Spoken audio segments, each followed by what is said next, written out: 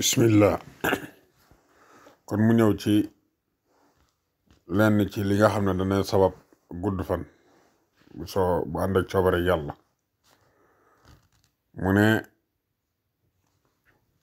bokk na ci liy sabab gudd fan ak wérug yaram mooy di ko ñaan yàlla saa su ne boole ca itam di sàmm sa wérug yaram ngir sàmm sa wérug yaram ci gëm yàlla la bokk. am na ca docteur yu njëkk ya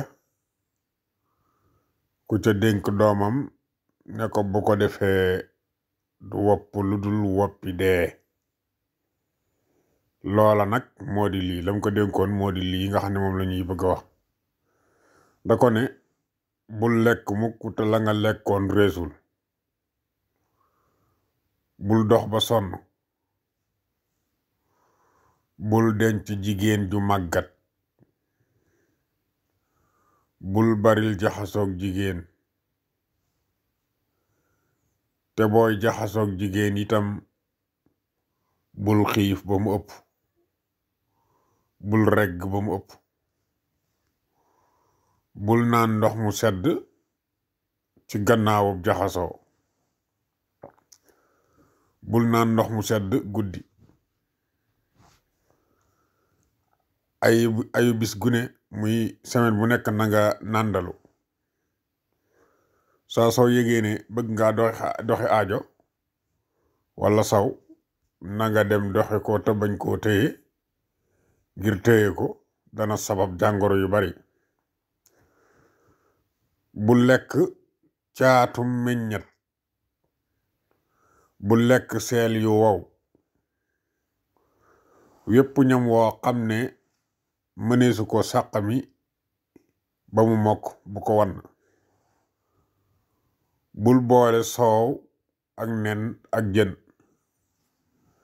yooyu ñett lenn loo ci lekk bala ngaa lekkaat la ca des na nga nekk ba mu rees. bala ngaa lekk na nga nekk ba xiif lool,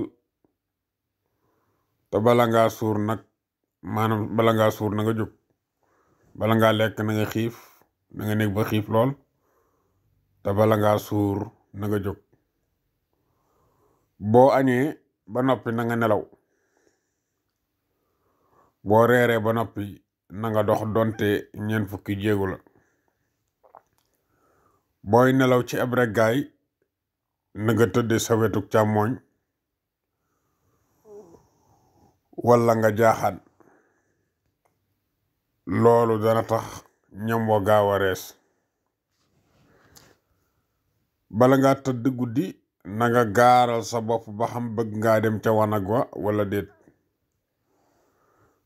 bul yàggal sab jataay ci wanag ngir dana waral jàngoroy kajoor. lépp loo dégg ñu ne def ko dana taxa gudd fan te def ga du biddaa na nga ko def.